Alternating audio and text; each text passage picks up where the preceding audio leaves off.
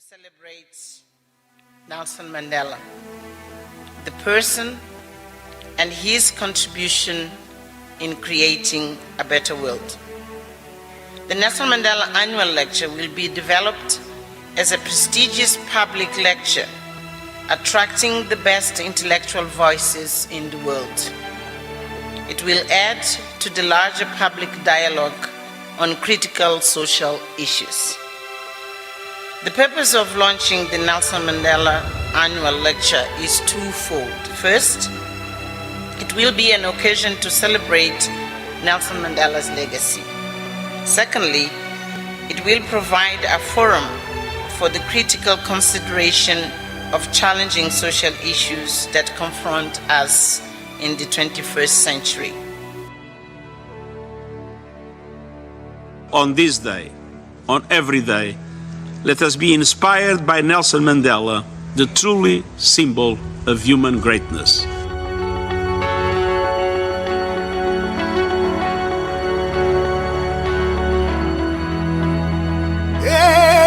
Holy Sasa, Yetzima indlela yobomi azimiseleyo unamadoda.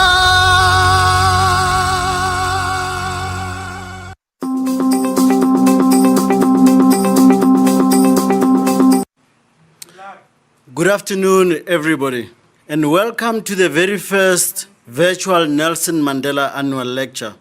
Wherever you are in South Africa and in other parts of the world, I bring you greetings from the trustees and staff of the Nelson Mandela Foundation. Avusheni, Nyanvusela, Sanbonani, Tobela, Dumelang, Lochani, Khuyedach, Molweni, Sanbona, Nda. My name is Silo Hatang, and I'm the CEO of the Nelson Mandela Foundation. I greet you all of South Africa, in all of South Africa's official languages, as a statement of solidarity in times of dislocation, disruption, and rupture. I'm confident that the Secretary General Guterres will have much more to say about the importance of solidarity globally. Friends, we live in momentous times. COVID-19 has brought with it a sense of both peril and promise. It has exposed in cruel ways what human societies had come to normalize: inequality, racism, and ecological depredation. It has taken many lives and destroyed many more, and it is calling us to change human behaviors fundamentally. In this context, it is perfectly timely that we have the United Nations Secretary General as our speaker, and perfectly appropriate that the title of the lecture is Tackling the Inequality Pandemic, a New Social Contract for a New Era. Friends, as I'm sure you all know, earlier this week, we lost the youngest daughter of Nelson Mandela and Winnie Madikizela Mandela, Zindzi Mandela. We are in mourning for a special human being who was always there for us. We dedicate the 18th Nelson Mandela Annual Lecture to her memory. Like her mother, she was a fighter. She had resilience, and she cared about people, especially the excluded and the discarded. These are all qualities we will need as we face the challenge of COVID-19 and the bigger challenge of building a transformative post-COVID world. The only way we can beat this virus is to work together in solidarity, and with that, we are also pleased to announce that the Nelson Mandela Foundation, in partnership with One Campaign and MTB Base, will be launching a COVID-19 anthem today with 10 of Africa's biggest musical artists that will be played at the end of today's proceedings. And now, as we pause for the singing of South Africa's national anthem, I also want to note the loss of another Mandela in-law and Mosehle family member in this week, Nkgono Ana Khadikainyana Mosehle, as well as Senator John Lewis. Our thoughts are with their families. Your loss is also ours. Please join me in the singing of the South African national anthem.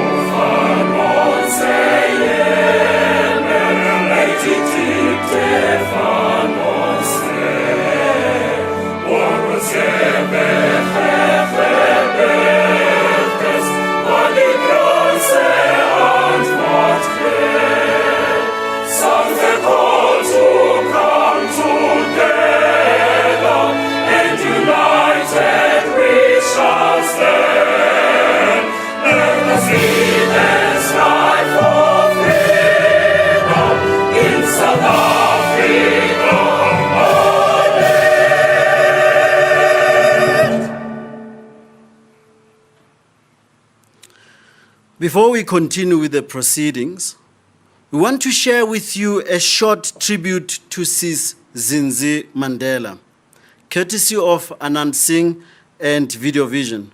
We came to know her as a friend, and we will always miss her.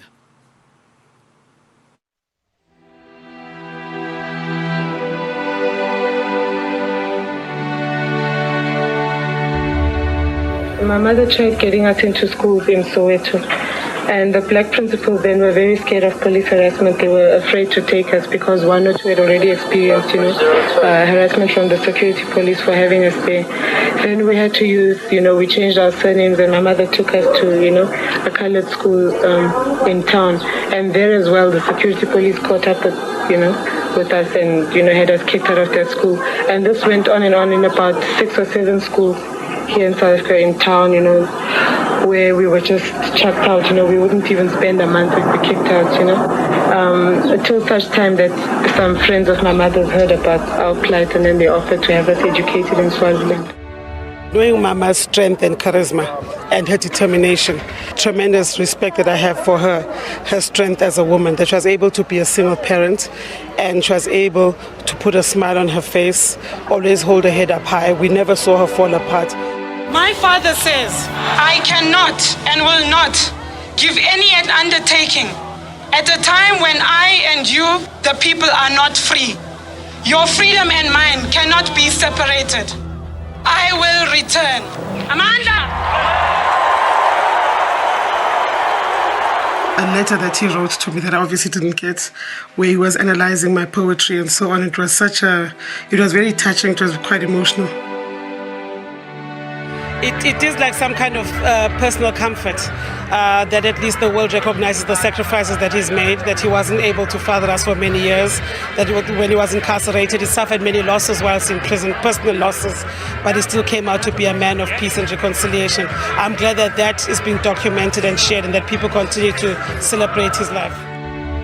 I think it's very important for us to try to help implement his vision for South Africa, for South African children, for the youth in general, for the world. for everybody to realize. You know, like now, I think that the saying is like, it's in your hands. That's what the legacy institutions are saying. That's what he has said, I'm handing over. I think it's so important, you know, for us just to, you know, let go, let him be. I would do it all again. I can't imagine, that's all I've known. Everything else is just a fantasy.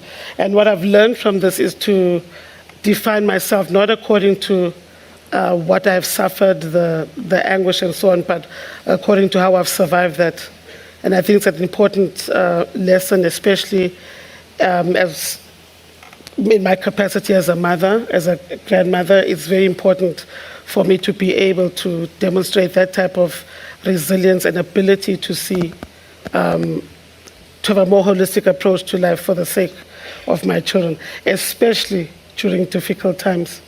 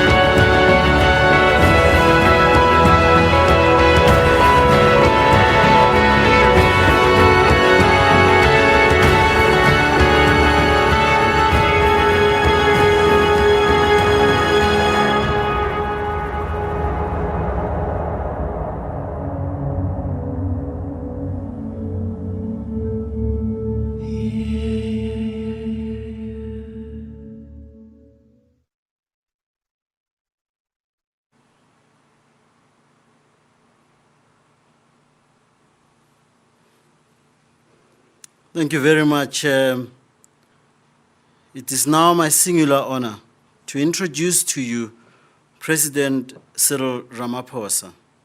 He has contributed a pre-recorded message for this occasion in the midst of what is a punishing schedule. But of course, for South Africans, when you see the president on TV, you never know what he will be bringing. He could easily be bringing back Phuza Thursday and cigarettes, or he could be sending us back straight to our homes. He has also mastered the art of confusing us with his greetings. We thought we worked out. When he says this, it means we're back home. Now it's very confusing.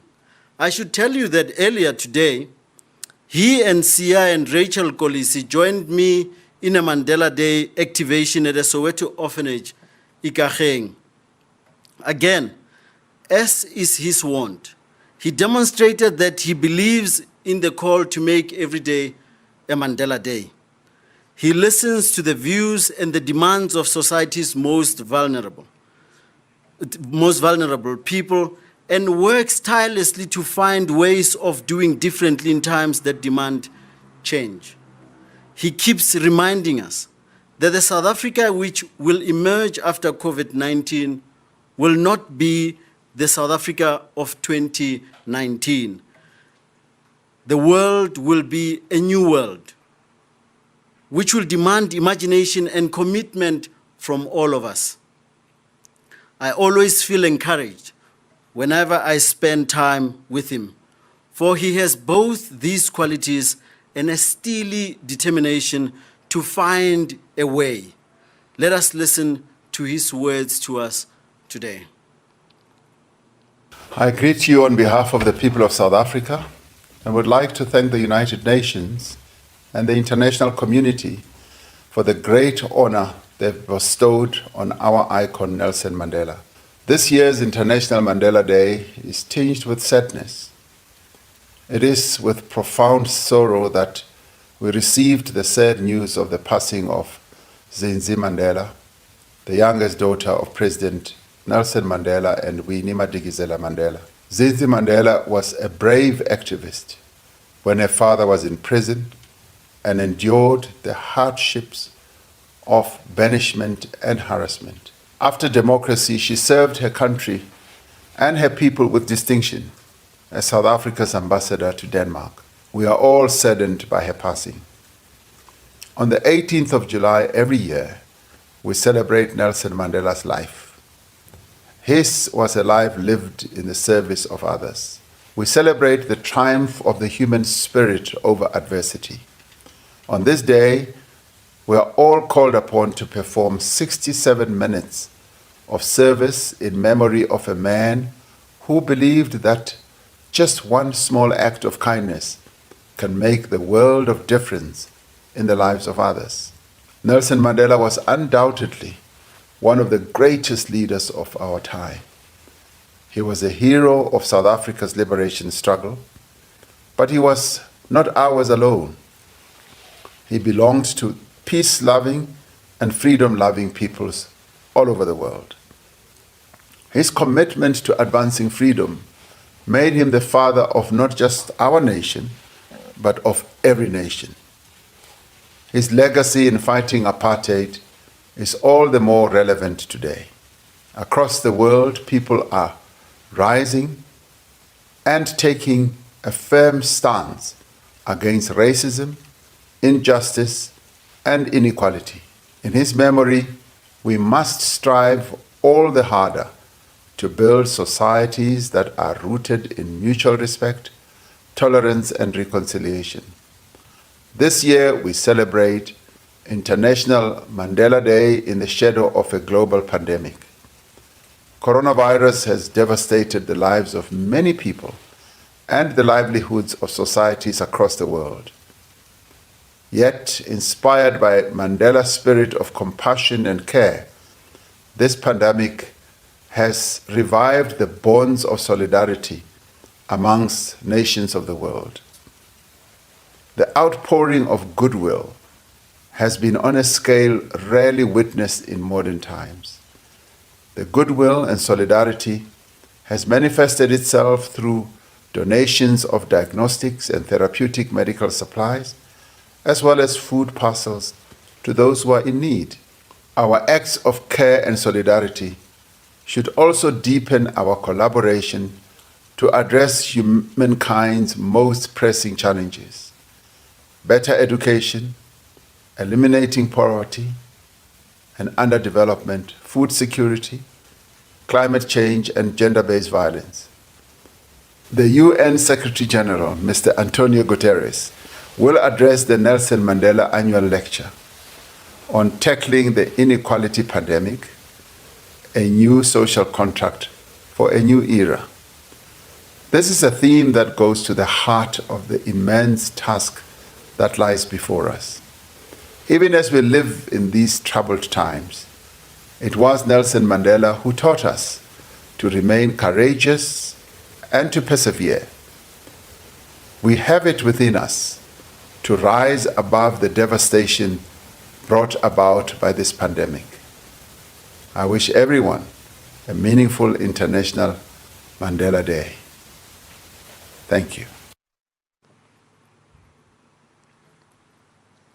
We thank you, President Ramaphosa, for this reflection, for encouragement to keep working hard in testing times, and for your reminder that the legacy of Madiba is a living one. The chairman of the Nelson Mandela Foundation's Board of Trustees has also contributed a pre-recorded message for today. Professor Njabulo Ndebele was appointed as a trustee 21 years ago by Nelson Mandela and is the only remaining founding trustee. We draw heavily on his wise counsel, his probing analysis, and his calm in a storm. Needless to say, these are attributes which have been called on more than ever in this time of COVID-19. Siyanibingelela nonke lapho nikhona. I send warm greetings from the Nelson Mandela Foundation to all our audiences in South Africa and around the world on the day Nelson Mandela was born 102 years ago. On behalf of the Foundation's Board of Trustees and staff, I thank you for supporting the 18th Nelson Mandela Annual Lecture with your participation from wherever you are in the world. Although we are unable to host Secretary General António Guterres in South Africa in person, we warmly embrace the historical moment of the very first virtual Nelson Mandela Annual Lecture. As we ponder the emergence of fresh realities in the world in the light of the receding relevance of old ones, it is significant that our distinguished guest, the Secretary General of the United Nations, will address us on the theme Tackling the Inequality Pandemic, a New Social Contract for a New Era. Since our 13th annual lecture in 2015, when Professor Thomas Piketty showed how structural inequality was a legacy passed on from one generation to the next, the impact of that legacy in South Africa has remained a primary focus of the Nelson Mandela Foundation. The global pandemic COVID-19 has now exposed with greater visibility across the entire world not only the resilient reality of that legacy, but also its devastating impact on the value of being human in the world.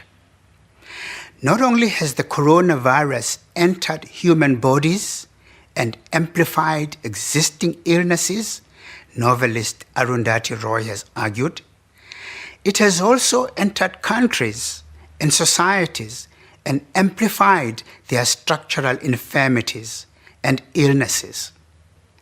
It has amplified injustice, sectarianism, racism, casteism, and above all, class inequality.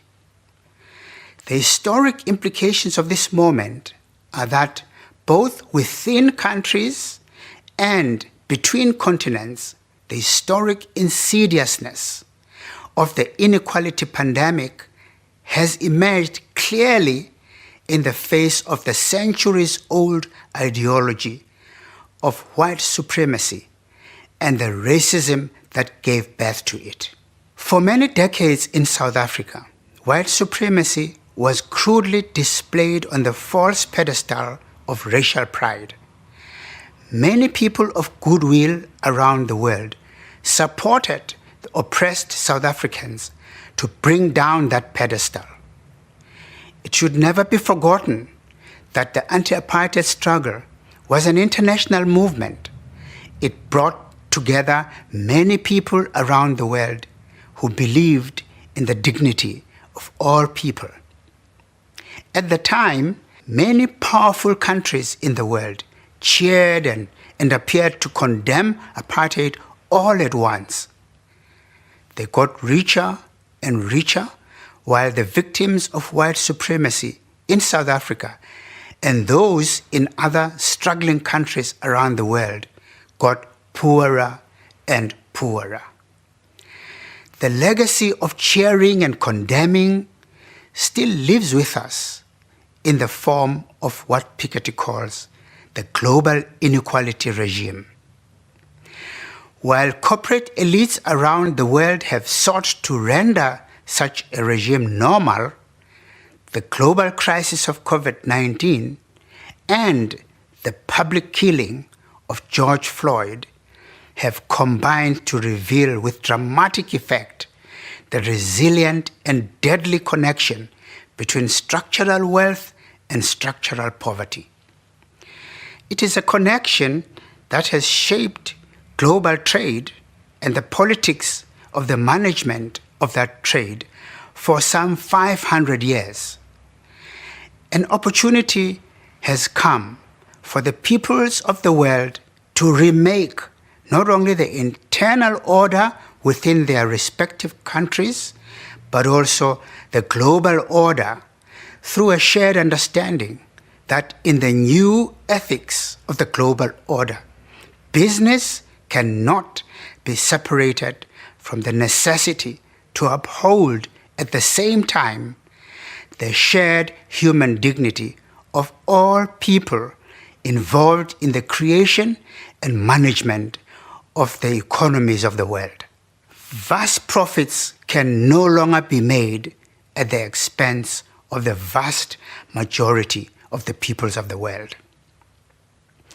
In his new book, Capital and Ideology, Piketty argues that dismantling the inequality regime is unimaginable without transnational justice and a move towards what he calls global federalism.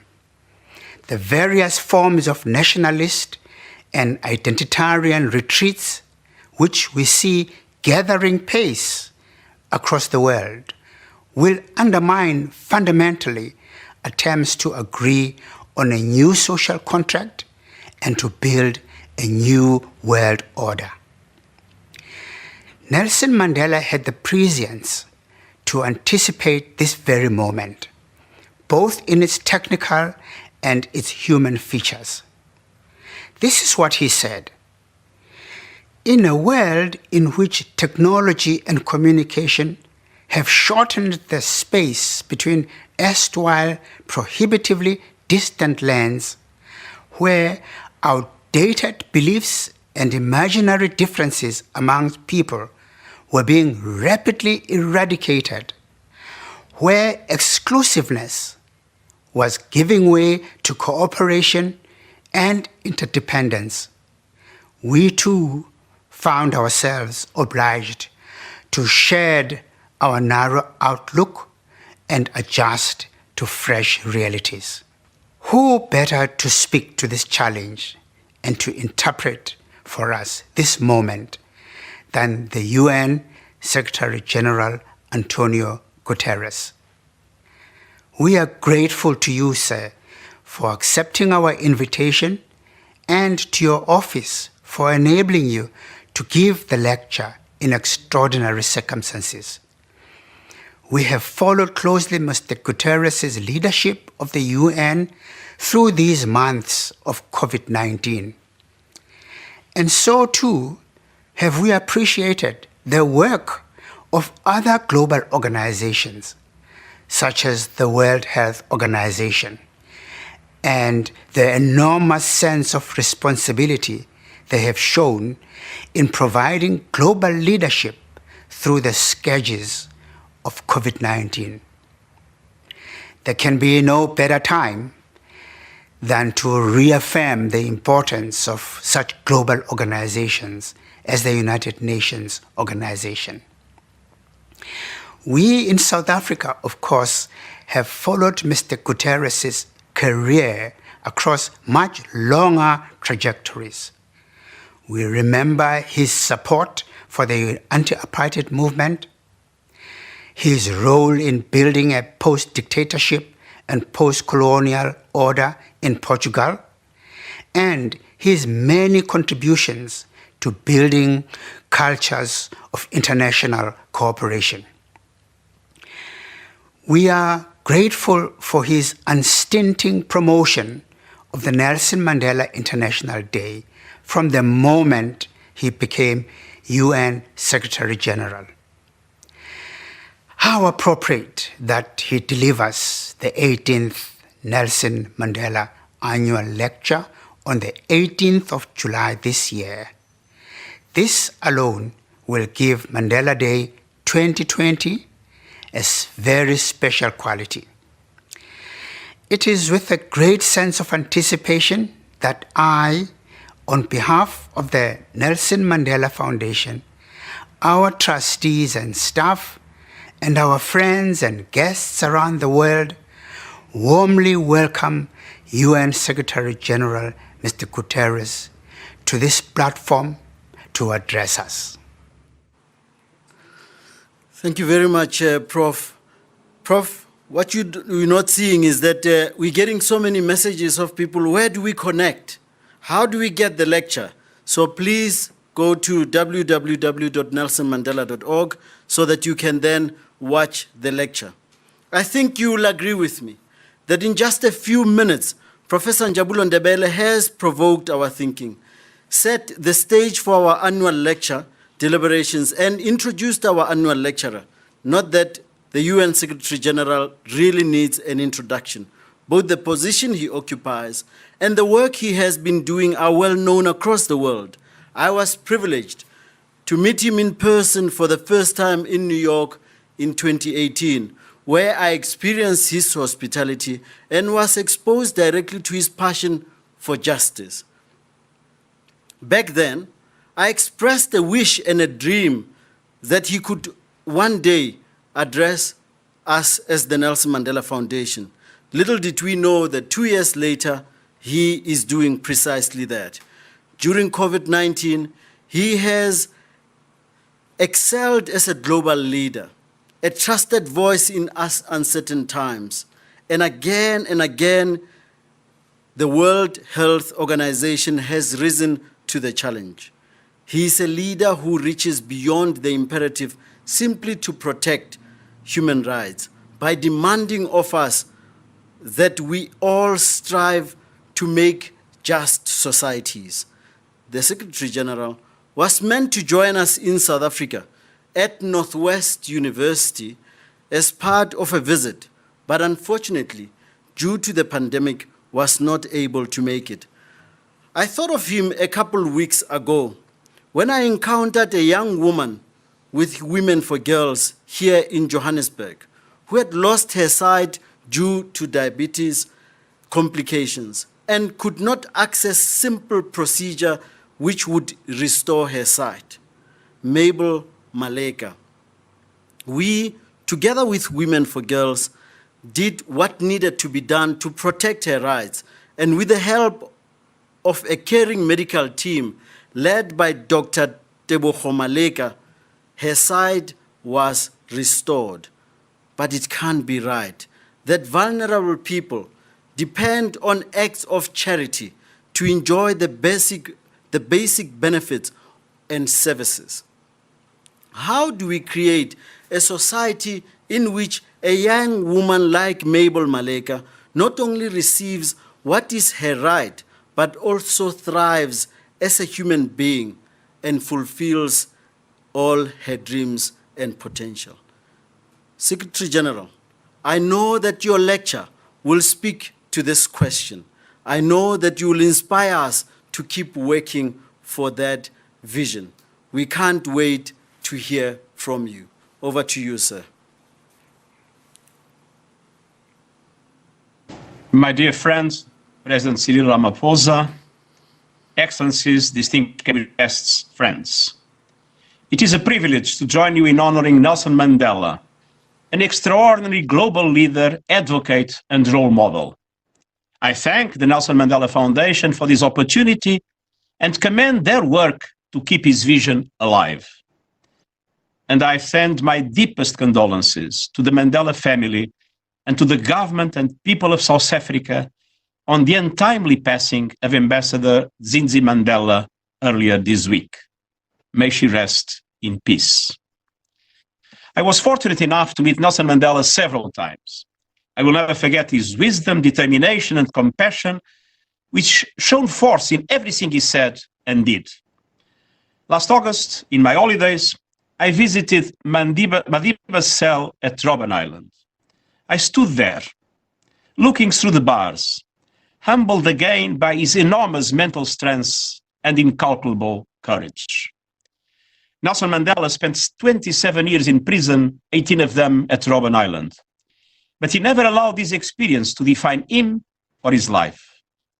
Nelson Mandela rose above his jailers to liberate millions of South Africans and become a global inspiration and a modern icon. He devoted his life to fighting the inequality that has reached crisis proportions around the world in recent decades and that poses a growing threat to our future.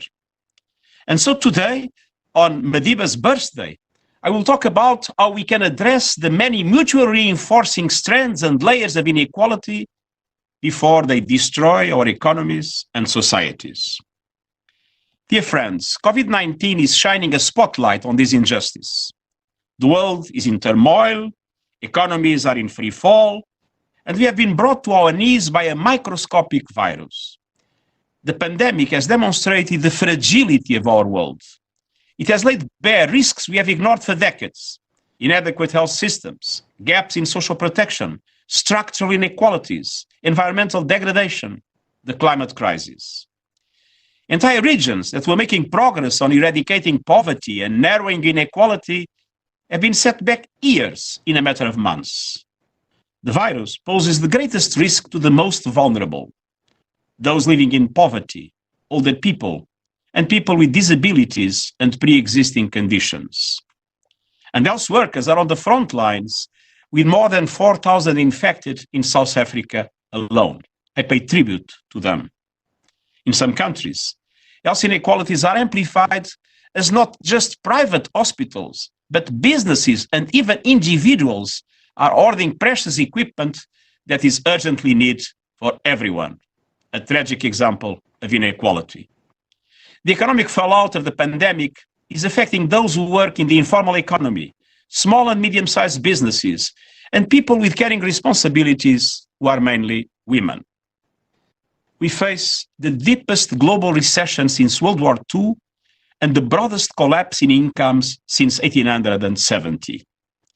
100 million more people could be pushed into extreme poverty, and we could see famines of historic proportions. COVID-19 has been likened to an X-ray, revealing fractures in the fragile skeleton of the societies we have built. It is exposing fallacies, falsehoods everywhere. The lie that free markets can deliver health care for all. The fiction that unpaid care work is not work. The delusion that we live in a post-racist world. The myth that we are all in the same boat. Because while we are all floating on the same sea, it is clear that some are in super yachts, with others are clinging to drifting debris. Dear friends, inequality defines our time. More than 70% of the world's people are living with rising income and wealth inequality. The 26 richest people in the world hold as much wealth as half the global population. But income, pay, and wealth are not the only measures of inequality. People's chances in life depend on their gender, family and ethnic background, race, whether or not they have a disability, and other factors. Multiple inequalities intersect and reinforce each other across the generations. The lives and expectations of millions of people are largely determined by their circumstances at birth. In this way, inequality works against human development for everyone.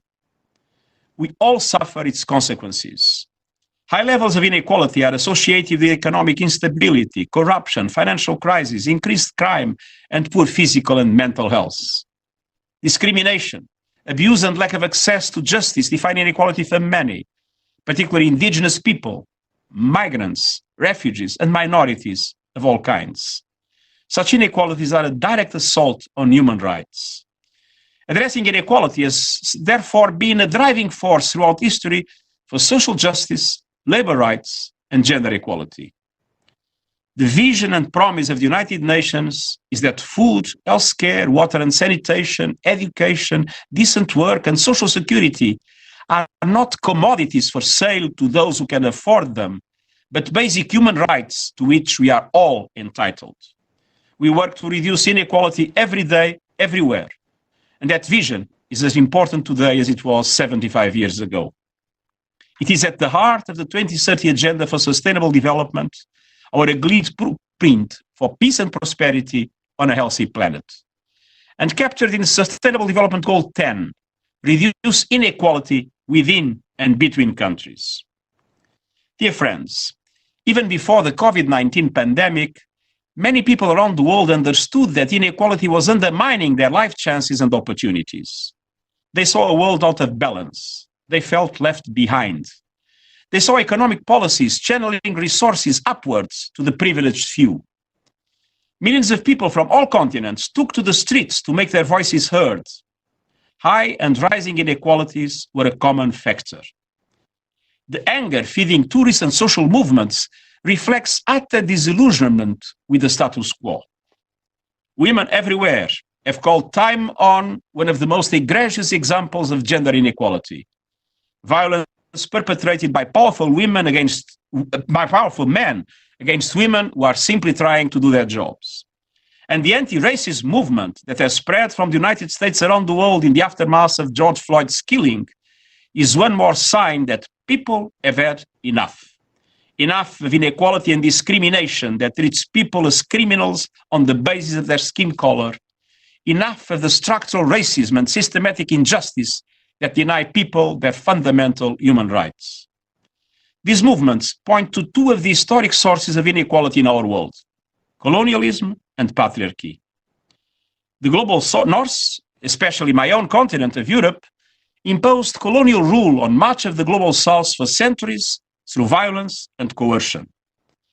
Colonialism created vast inequality within and between countries, including the evils of the transatlantic slave trade and the apartheid regime here in South Africa.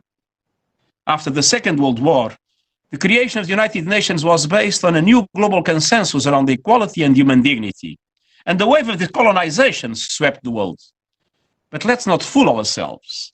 The legacy of colonialism still reverberates. We see this in the economic and social injustice, the rise of hate crimes and xenophobia, the persistence of institutionalized racism and white supremacy. We see this in the global trade system. Economies that were colonized are at greater risk of getting locked into the production of raw materials and low-tech goods, a new form of colonialism. And we see this in global power relations. Africa has been a double victim. First, as a target of the colonial project. Second, African countries are underrepresented in the international institutions that were created after the Second World War, because before, most of them had won independence. The nations that came out on top more than 7 decades ago have refused to contemplate the reforms needed to change power relations in international institutions. The composition and voting rights in the United Nations Security Council and the boards of the Bretton Woods system are a case in point. Inequality starts at the top, in global institutions. Addressing inequality must start by reforming them. And let's not forget another great source of inequality in our world: millennia of patriarchy. We live in a male-dominated world with a male-dominated culture. Everywhere, women are worse off than men simply because they are women. Inequality and discrimination are the norm. Violence against women, including femicide, is at epidemic levels. And globally, women are still excluded from senior positions in governments and on corporate boards. Fewer than 1 in 10 world leaders is a woman. Gender inequality harms everyone because it prevents us from benefiting from the intelligence and experience of all of humanity. This is why, as a proud feminist, I have made gender equality a top priority and gender parity now a reality in top UN jobs. I urge leaders of all kinds to do the same. And I am pleased to announce that South Africa's Siya Kolisi is our new global champion for the United Nations European Union Spotlight Initiative, engaging other men in fighting the global scourge of violence against women and girls. Dear friends, recent decades have created new tensions and trends. Globalization and technological change have indeed fueled enormous gains in income and prosperity, and more than 1 billion people have moved out of extreme poverty. But the expansion of trade and technological progress have also contributed to an unprecedented shift in income distribution. Between 1980 and 2016, the world's richest 1% captured 27% of the total cumulative growth in income. Low-skilled workers face an onslaught from new technologies, automation, the offshoring of manufacturing, and the demise of labor organizations. Tax concessions, tax avoidance, and tax evasion remain widespread. Corporate tax rates have fallen. And this has reduced resources to invest in the very services that can reduce inequality: social protection, education, healthcare. And the new generation of inequalities goes beyond income and wealth to encompass the knowledge and skills needed to succeed in today's world. Deep disparities begin before birth and define lives and early death. More than 50% of 20-year-olds in countries with very high human development are in higher education. In low human development countries, that figure is 3%. Even more shocking, some 17% of the children born 20 years ago in countries with low human development have already died. Dear friends, looking to the future, two seismic shifts will shape the 21st century: the climate crisis and digital transformation. Both could widen inequalities even further. Some of the developments in today's tech and innovation hubs are cause for serious concern. The heavily male-dominated tech industry is not only missing out on half the world's expertise and perspectives, it is also using algorithms that could further entrench gender and racial discrimination. The digital divide reinforces social and economic divides from literacy to healthcare, from urban to rural, from kindergarten to college. In 2019, some 87% of people in developed countries use the internet, compared with just 19% in the least developed countries. We are in danger of a two-speed world. At the same time, by 2050, we estimate that accelerating climate change will affect millions of people through malnutrition, malaria and other diseases, migration, and extreme weather events. This creates serious threats to intergenerational equality and justice. Today's young climate protesters are on the front lines of the fight against inequality. The countries that are most affected by climate disruption did the least to contribute to global heating. The green economy will be a new source of prosperity and employment. But let's not forget that some people will lose their jobs, particularly in post-industrial rust belts of our world. And this is why we call not only for climate action, but climate justice. Political leaders must raise their ambition, businesses must raise their sights, and people everywhere must raise their voices. There is a better way, and we must take it. Dear friends, the corrosive effects of today's levels of inequality are clear. We are sometimes told a rising tide of economic growth lifts all boats, but rising inequality sinks all boats. Confidence in institutions and leaders is eroding. Voter turnout has fallen by a global average of 10% since the beginning of the 90s. And people who feel marginalized and vulnerable to arguments that blame their misfortune on others, particularly those who look or behave differently. But populism, nationalism, extremism, racism, and scapegoating will only create new inequalities and divisions within and between communities, between countries, between ethnicities, between religions. Dear friends, COVID-19 is a human tragedy, but it has also created a generational opportunity, an opportunity to build back a more equal and sustainable world. The response to the pandemic and to the widespread discontent that preceded it must be based on a new social contract and a new global deal that create equal opportunities for all and respect the rights and freedoms of all. This is the only way that we will meet the goals of the 2030 Agenda for Sustainable Development, the Paris Agreement, and the Addis Ababa Action Agenda, agreements that address precisely the failures that are being exposed and exploited by the pandemic. A new social contract within societies will enable young people to live in dignity, will ensure women have the same prospects and opportunities as men, and will protect the sick, the vulnerable, and minorities of all kinds. Education and digital technology must be two great enablers and equalizers. As Nelson Mandela said, and I quote, "Education is the most powerful weapon we can use to change the world." As always, he said it first. Governments must prioritize equal access from early learning education. Neuroscience tells us that preschool education changes the lives of individuals and brings enormous benefits to communities and societies. So when the richest children are 7 times more likely than the poorest to attend preschool, it is no surprise that inequality is intergenerational. To deliver quality education for all, we need to more than double education spending in low and middle income countries by 2030 to $3 trillion a year. Within a generation, all children in low and middle income countries could have access to quality education at all levels. This is possible. We just have to decide to do it. And as technology transforms our world, learning facts and skills is not enough. Governments need to prioritize investment in digital literacy and infrastructure. Learning how to learn, adapt, and take on new skills will be essential. The digital revolution with artificial intelligence will change the nature of work and the relationship between work, leisure, and other activities, some of which we cannot even imagine today.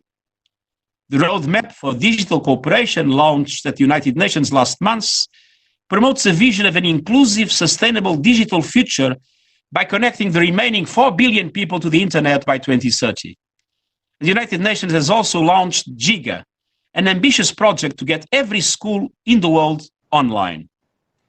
Technology can turbocharge the recovery from COVID-19 and the achievement of the Sustainable Development Goals. Dear friends, growing gaps in trust between people, institutions, and leaders threaten us all. People want social and economic systems that work for everyone. They want their human rights and fundamental freedoms to be respected. They want a say in decisions that affect their lives. The new social contract between governments, people, civil society, businesses, and more must integrate employment, sustainable development, and social protection based on equal rights and opportunities for all. Labour market policies, combined with constructive dialogue between employers and labour representatives, can improve pay and working conditions. Labour representation is also critical to manage the challenges posed to jobs by technology and structural transformation, including the transition to a green economy. The labour movement has a proud history of fighting inequality and working for the rights and dignity of all. The gradual integration of the informal sector into social protection frameworks is essential. A changing world requires a new generation of social protection policies with new safety nets, including universal health coverage and the possibility of a universal basic income. Establishing minimum levels of social protection and reversing chronic underinvestment in public services, including education, healthcare, and internet access, are essential. But this is not enough to tackle entrenched inequalities. We need affirmative action programs and targeted policies to address and redress historic inequalities in gender, race, or ethnicity that have been reinforced by social norms. Taxation has also a role in the new social contract. Everyone, individuals and corporations, must pay their fair share. In some countries, there is a place for taxes that recognize that the wealthy and well-connected have benefited enormously from the state and from their fellow citizens. Governments would also shift the tax burden from payrolls to carbon. Taxing carbon rather than people will increase output and employment while reducing emissions. We must break the vicious circle of corruption, which is both a cause and effect of inequality. Corruption reduces and wastes funds available for social protection. It weakens social norms and the rule of law. And fighting corruption depends on accountability. And the greatest guarantee of accountability is a vibrant civil society, including a free, independent media and responsible social media platforms that encourage healthy debate. Dear friends, let's face the facts. The global political and economic system is not delivering on critical global public goods: public health, climate action, sustainable development, peace. The COVID-19 pandemic has brought home the tragic disconnect between self-interest and the common interest, and huge gaps in governance structures and ethical frameworks. To close those gaps and to make the new social contract possible, we need a new global deal to ensure that power, wealth, and opportunities are shared more broadly and fairly at the international level. A new model for global governance must be based on full, inclusive, and equal participation in global institutions. Without that, we face even wider inequalities and gaps in solidarity, like those the fragmented global response to the COVID-19 pandemic. Developed countries are strongly invested in their own survival in the face of the pandemic, but they have failed to deliver enough support needed to help the developing world through the dangerous times. A new global deal based on a fair globalization on the rights and dignity of every human being, on living in balance with nature, on taking account of the rights of future generations, and on success measured in human, rather economic terms, is the best way to change this. The worldwide consultation process around the 75th anniversary of the United Nations has made clear that people want a global governance system that delivers for them. The developing world must have a far stronger voice in global decision-making. We also need a more inclusive and balanced multilateral trading system that enables developing countries to move up global value chains. Illicit financial flows, money laundering, and tax evasion must be prevented. A global consensus to end tax havens is essential. We must work together to integrate the principles of sustainable development into financial decision-making.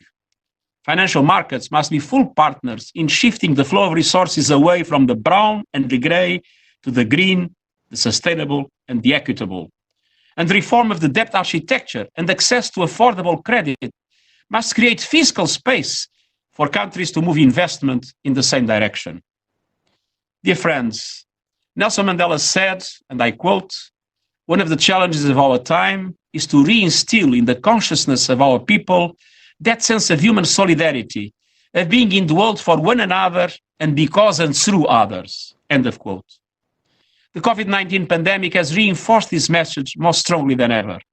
We belong to each other. We stand together or we fall apart.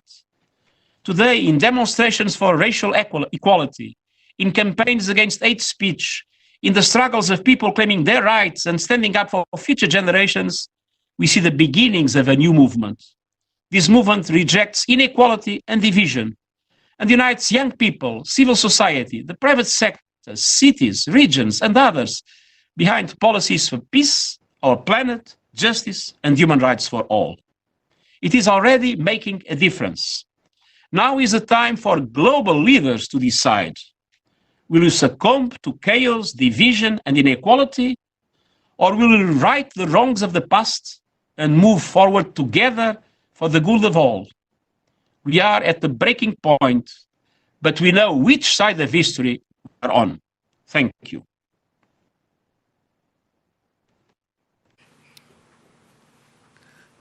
Thank you, Secretary General, for those insightful words. The SG has kindly agreed to answer a few questions on some critical aspects of the lecture. This being a unique year, we never have Q&A. This year, because of the year that it is, we will have a Q&A. These questions will be posed by Nigiwe Bikicha, who most of us know as one of our foremost journalists, and who also is a trustee of the Nelson Mandela Foundation.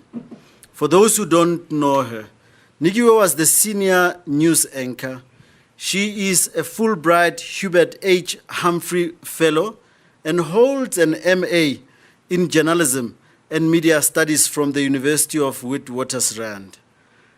And recently, she obtained her MSc degree in African Studies from the University of Oxford. Many of these questions have come from Twitter and other social media platforms as part of an effort to increase engagement and dialogue over the lecture. I'd like to hand over to you, Nigiwe. And thank you so much, Cicelo, for that kind introduction. Well, a bold call then from the United Nations Secretary General on the occasion of the 18th Nelson Mandela Annual Lecture. He's called for a new social contract and a new global deal.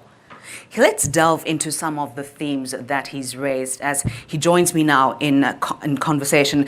Secretary General, good day, and thank you so much for joining us. Pleasure. As a rapid response to COVID, we've seen a number of nation states take on unexpected and unplanned levels of debt. Now, in many cases, it's clear that this is going to be unsustainable for those countries. And there are parallels, Secretary General, I'm sure you'll agree, to the debt crisis that many countries in the global south faced decades ago. Secretary General, are debt write-offs possible as we move past the pandemic? Well, they are possible and necessary.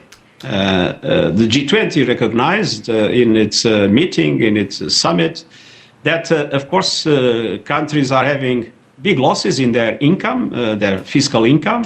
The expenditure is increasing because the needs to respond to the COVID to diminish the negative impact, social impact in the economies and in the societies.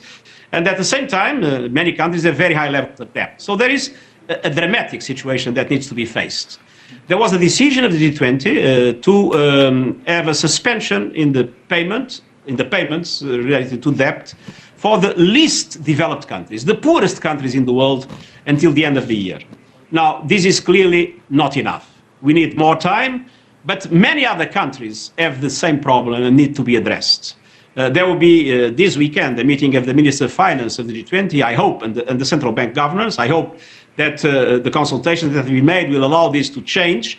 But in our opinion, and since the beginning, we have been asking for several things. First, in line with what President Cyril Ramaphosa and the African leaders have clearly stressed a few months ago, we need not only to suspend payments in relation to the debt of the lowest income countries, but all developing and middle income countries that have no easy access to financial markets and not able to service their debt. Mm-hmm. And second, we need to look seriously into the need of debt relief to a number of countries in which there is no sustainability for their debts. So first, suspension of payments. Second, debt relief for those that effectively need it. And then, third aspect, we need to look seriously into the structure of the debt architecture. And I believe that some structural measures need to be taken in order to avoid a situation in which a series of countries in insolvency might trigger a global depression with very dramatic circumstances. So debt alleviation of the developing world is not only in the interest of the developing countries, it is in the interest of everybody. We must preserve the stability of financial sectors, and we must address the debt crisis before it becomes a dramatic problem with consequences that are devastating for the world economy. And at the same time, it's a matter of justice. The people of those countries, in many circumstances, have not even a responsibility in what has happened, and they absolutely need to be supported. And for that support to be possible, we need not only debt relief, but we need much more liquidity available for the developing world. And that is why, for instance, we have been since the beginning advocating for issuing new special drawing rights, the modern way to print money, and to distribute those drawing rights to the countries in need as a way to create the conditions for the transfer of resources that is essential for the developing world. If you look at developed countries today, they are spending trillions to respond to the COVID and to boost their economies.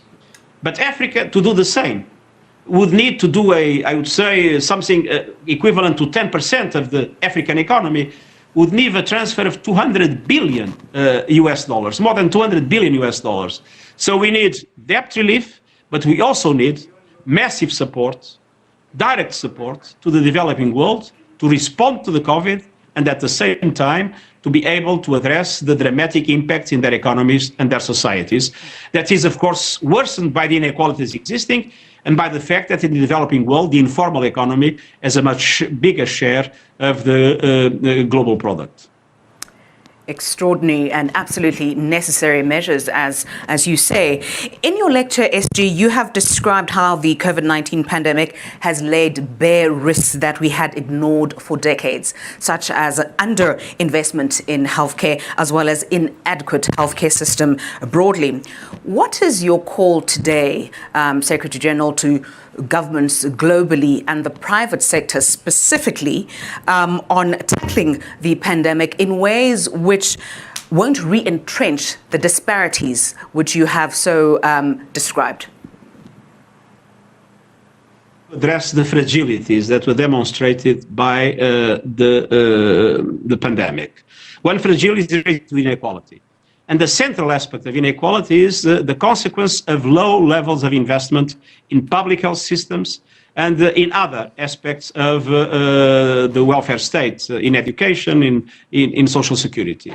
It is clear that countries must make an effort to invest more, to have universal health coverage as an objective, and to have educational systems that work for all, and a new generation of social protections policies that can address the dramatic situation of those that are in more poor and more vulnerable conditions in societies. But for the developing countries to do it, they need support. And it is obvious that that is one of the reasons I was mentioning.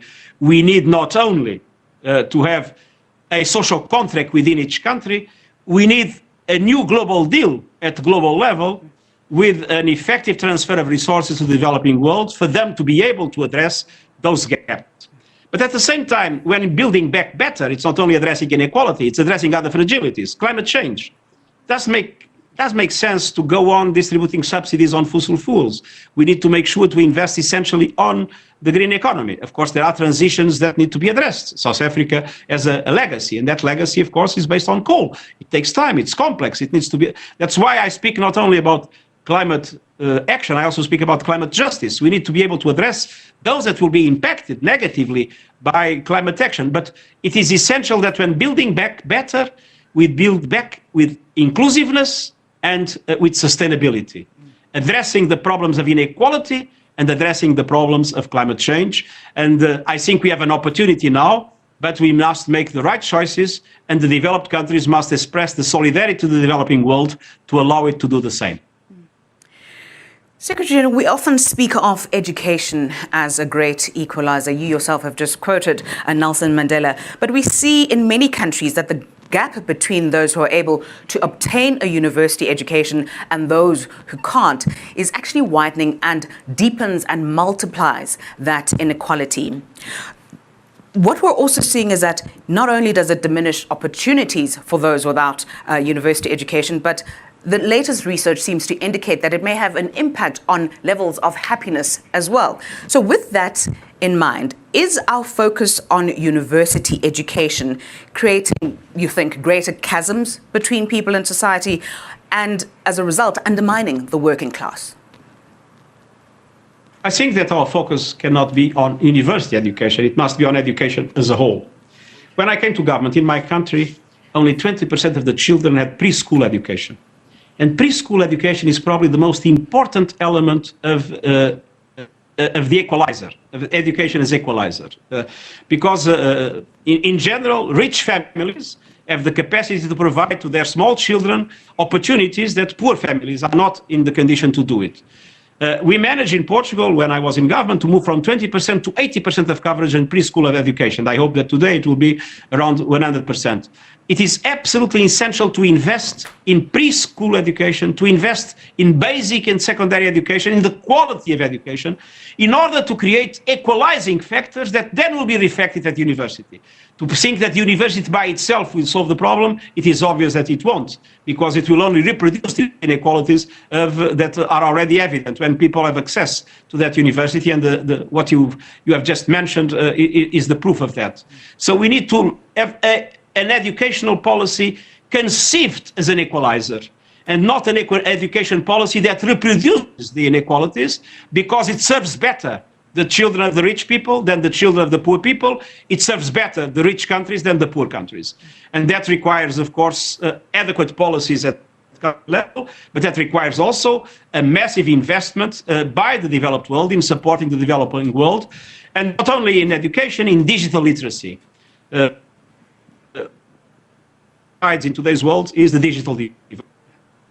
Devastating. That can be irreversible. So it's absolutely essential to support the developing world for a massive investment in digital literacy and digital infrastructure, for internet to get everywhere, for all schools to get internet, and for the children of the developing world to be able to benefit from the benefits of the digital economy and the digital society. Yeah.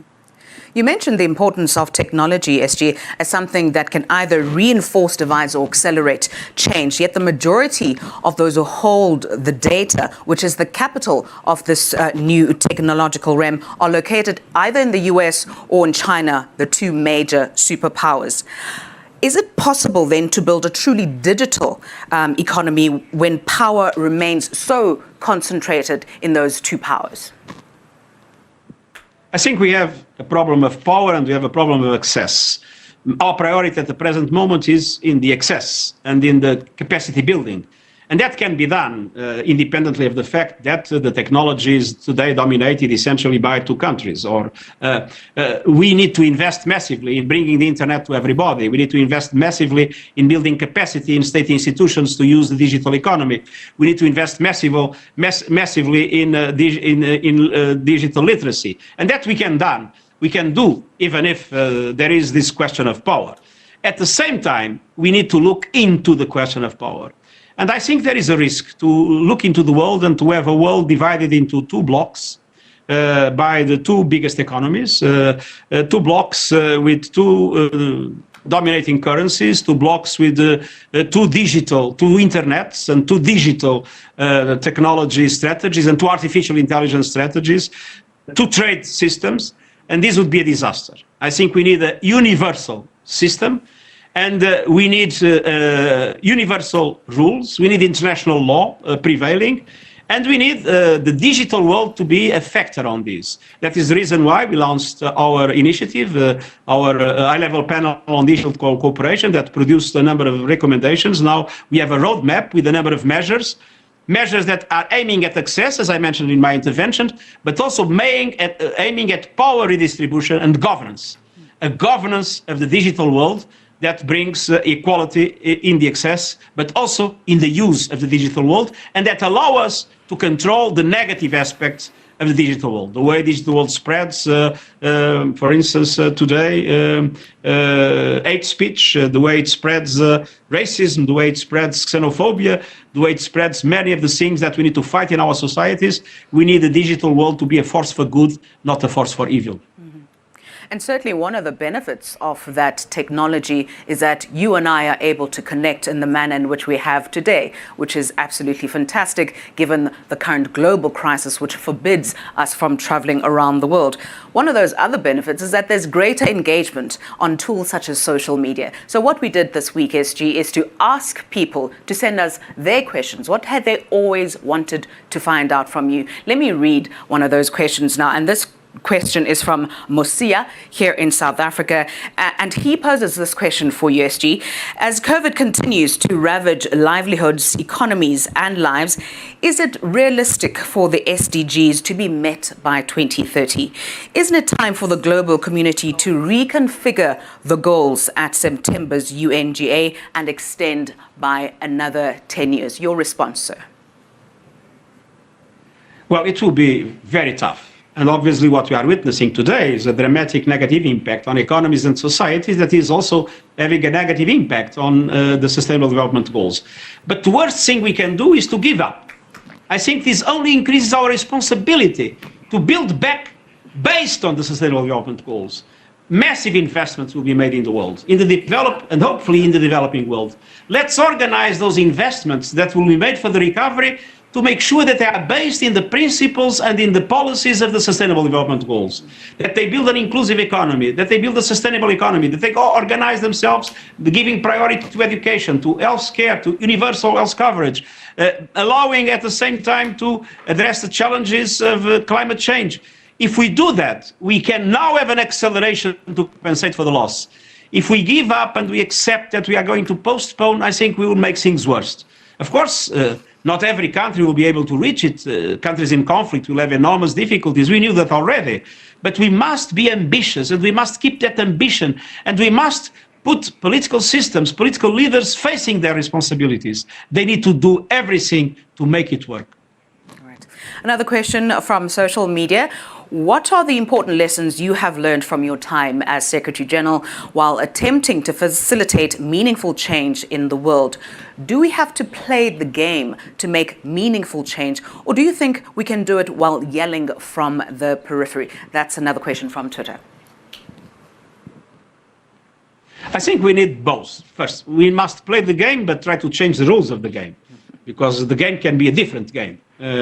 And that needs, obviously, a top-down approach. We need leaders that are committed, that force change, and we need to support those leaders. Unfortunately, in today's world, leadership and power are not always aligned. We have leadership with power and a lot of power without leadership. It's important to align the two.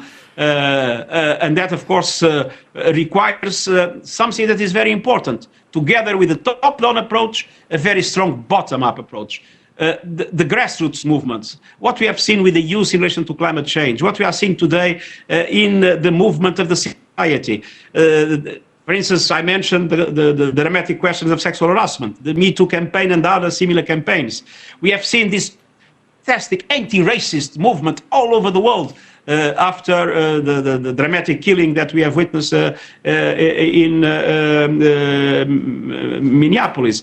We see the extraordinary dynamism of people everywhere, of women, of young people, of the civil society, and NGOs of all kinds, of all sorts, the human rights movements. We see a lot of dynamism, and we need to strengthen that dynamism. We need to facilitate vibrant societies to express themselves. We need the free press to play that role. We need the social media to be extremely active in this, because only with this pressure from below will those that are trying to change things, to change the rules of the game from the top, will be able to succeed. If not, the lobbies that exist, the power structures that exist, the entrenched interest that exists, the entrenched inequality that exists, will of course make life very difficult to all those leaders that are trying to change the world in a better direction, based on the Agenda 2030, based on the climate agreement, the Paris Climate Agreement, based on the questions of social justice in finance that were defined in the Addis Ababa agenda. All these can only be possible if from the bottom comes a very strong pressure to force leaders to move into directions that can lead to sustainability and inclusivity, that can address inequality and the fragilities of our present world. But I hope, because I see the dynamism of that movement, I see cities, I see regions, I see even the private sector, the business community, more and more recognizing that everybody must be in the same boat, instead of the present situation in which I mentioned, some have very nice boats and some have only some debris to rescue them. So we need to really, now that we are all in the same sea, make sure that we come all into the same boat. Do you think, though, Secretary General, that the wealthy are interested in seeing this just and equitable new global deal that you speak of, a new social contract, when, as we know in reality, tax havens are aiding and abetting them to hide assets and fleece money from the developing world? And what is the UN doing about that? Well, I do not trust necessarily the generosity of people. I trust the enlightened self-interest. It's interesting to see some of the big fortunes in this world, some of the richest men in the world, saying that they are not paying enough taxes. That is totally unfair, that the tax systems have evolved in such a way that the very rich people are not paying enough taxes. So some rich people are understanding that this is becoming dangerous for everybody, that inequality brings instability, and instability is a danger for everybody. But that is the reason why I said today that we need to fight tax evasion, money laundering, illicit flows of capital is essential. And we need to have a global consensus to end tax havens. We need to create the conditions for countries to be able to make taxes work, and for then, of course, reform tax systems at country level, but abolish tax havens and fight money laundering and fight tax evasion and illicit financial flows at global level. Africa loses more money in illicit financial flows than the money comes in official development aid. So this must be a priority, and the UN has been very actively engaged in promoting these changes together with many other institutions in the world, and we hope that sooner or later we'll be able to gain this battle. Mr. Secretary General, Mr. António Guterres, thank you so much for engaging with us so energetically on these issues at this extraordinary moment in history where we face undoubtedly one of the biggest challenges of the century. We thank you so much for your input and your insight, and for indeed accepting our invitation as the Nelson Mandela Foundation to deliver the 18th Nelson Mandela Annual Lecture. We're so delighted that you could join us. We're deeply honored that you agreed to deliver the lecture this year. Of course, unfortunately, due to the global crisis, you couldn't travel to South Africa. We were hoping and looking forward to hosting you at the Northwest University. But indeed, we appreciate your participation today. And as a token of our appreciation as the Nelson Mandela Foundation, as well as the Board of Trustees of the Nelson Mandela Foundation, we would just like to give this bust of Nelson Mandela. It comes from the Batawong legacy, and hopefully, when you can travel again soon, we'll be able to hand it to you in person. Mr. Guterres, thank you so much. Thank you very much, and I express my total solidarity to the people of South Africa with the courage in which the South Africans are facing this COVID and its impact, and to wish you the best success in fighting the COVID and in re-establishing your economy and your society. Thanks, and back to you, Selo. Thank you very much, Secretary General, for a rich and thought-provoking lecture. And to you, Nigiwe, for engaging in what has been a stimulating questions and answer set. What is very clear for me is that humanity is confronted by a singular challenge, Secretary General. If we are to survive, you tell us, if we are to thrive, then we have to change our behaviors fundamentally. We have to do differently. As Madiba once said, sometimes it falls upon a generation to be great.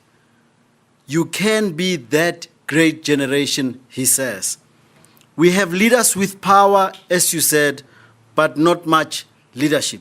So we are hoping that that will change.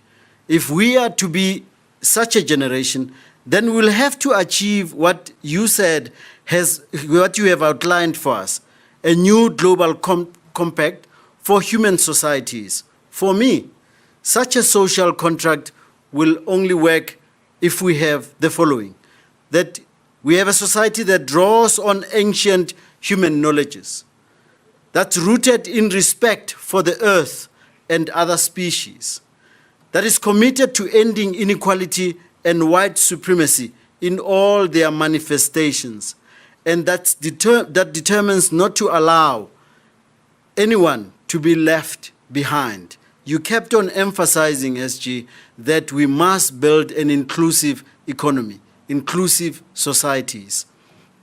What a challenge, what a task. It is in our hands, as Nelson Mandela said. As we draw to a close, it is time to listen to one more pre-recorded message from Mrs. Graça Machel.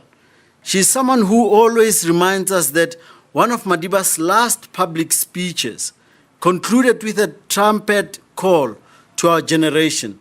It is in your hands now. We are very grateful to Mam Graça for making this message at a difficult time and for supporting the annual lecture faithfully, year after year since its inception. She also needs little introduction to global audiences. She is a tireless activist for the rights of women and children in particular, has taken leadership positions for many years, both locally and internationally, and walked hand in hand with Madiba in the last phase of his life, of his life's long walk. Let's listen to her words for us today. A heartfelt thank you to Secretary General António Guterres, a very good friend of Madiba and I, for his inspiring remarks on this auspicious occasion as we celebrate Mandela Day 2020. As we know, COVID-19 has exposed and deepened harsh global realities. The world is grappling with a multitude of complexities, an increase of extreme poverty and the fragility of health systems on frightening scales, a deep political and social divides and toxic structural racism, unequal power dynamics resulting in millions of women and children fighting for their survival, not just from COVID-19, but from the brutalities of their abusers in their own homes as well. The fragility of ecosystems that threaten the sustainability of the planet for future generations. As we tackle the inequality pandemic, as the Secretary General has challenged us to do, and strive to confront the weaknesses of our health systems and the inequities of our economic systems, we must also dismantle entrenched social inequalities with equal vigor. As we do so, no meaningful planning about the transformation we seek can take place without having women's leadership and women's rights and well-being at the heart of these strategies. Without conscious efforts to center women and girls at the core of the COVID response and reconstruction, we risk the perpetuation of unhealthy power imbalances we have lived with for far too long and miss a critical window of opportunity to redesign human relationships into ones of mutual respect and equity. The socioeconomic approaches of previous centuries and prior decades are no longer fit for purpose. The divides of global inequality are deepening and expanding. COVID-19 is forcing us to stop and re-examine the predominant value systems of the last century and exposing a harvest of inequalities that we ourselves have sown. In the words of Madiba, I quote, "Like slavery in the apartheid, poverty is not natural. It is man-made, and it can be overcome and eradicated by the actions of human beings," unquote. His words ring true now more than ever. We need a fundamental shift in the pace and vigor of our actions and must take a more people-centered approaches to our ways of living and benefit us all, not just a few. Our new social contract for this new era must be driven by human interest above market interest.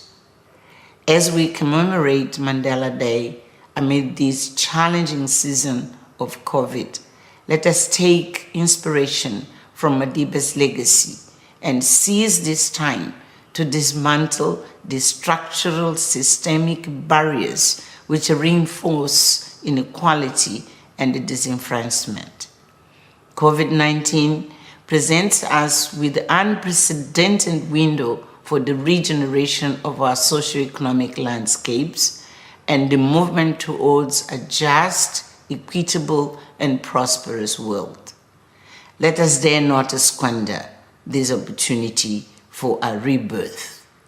As Madiba challenged us, it is in our hands. I thank you. And so, with that expression of gratitude from Mrs. Graça Machel, we come to the end of the 18th Nelson Mandela Annual Lecture. I think you'll agree with me that it has been not only a unique virtual experience that we've had, but actually it was memorable. Our thanks in the first instance to the Secretary General and his team. It has been a pleasure working with them, especially our fellow South African, Ms. Karen Locke. The lecture has provided much food for thought, and I want to assure the Secretary General that we will be taking his lines of inquiry forward through our dialogue and advocacy work. There are so many people to thank for their support, so please bear with me. Let me thank one more time President Ramaphosa, Mrs. Graça Machel, Professor Njabulo Ndebele, our own, very own Nikiwe Bikicha, for contributing recorded messages and for the Q&A. Thank you for being such a constant support to the Foundation in good and bad times. Without our sponsors and other institutional partners, the lecture would not have been possible.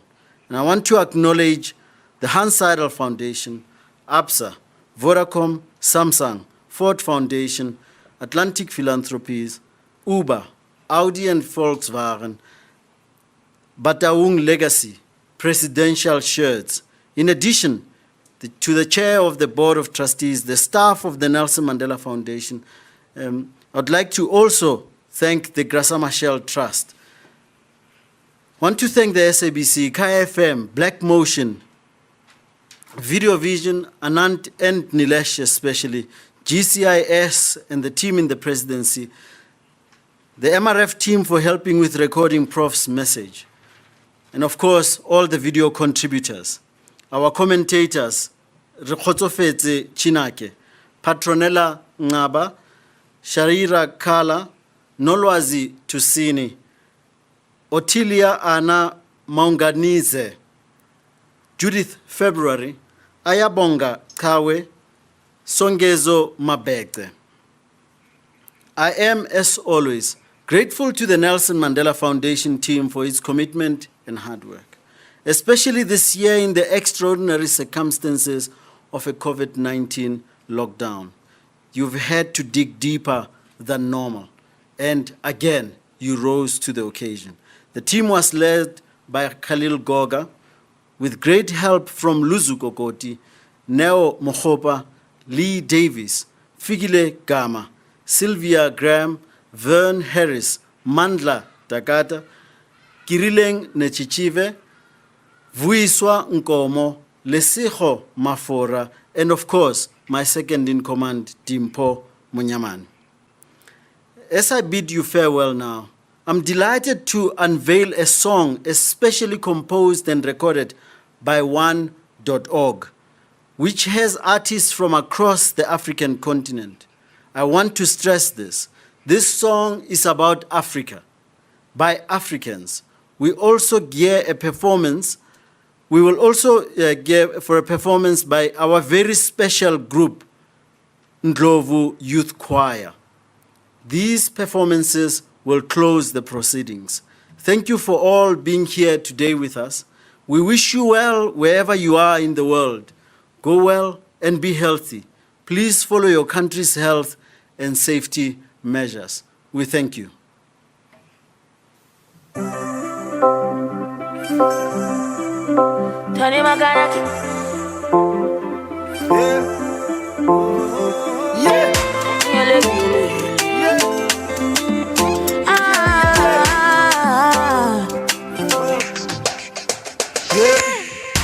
Everything is changed nowadays.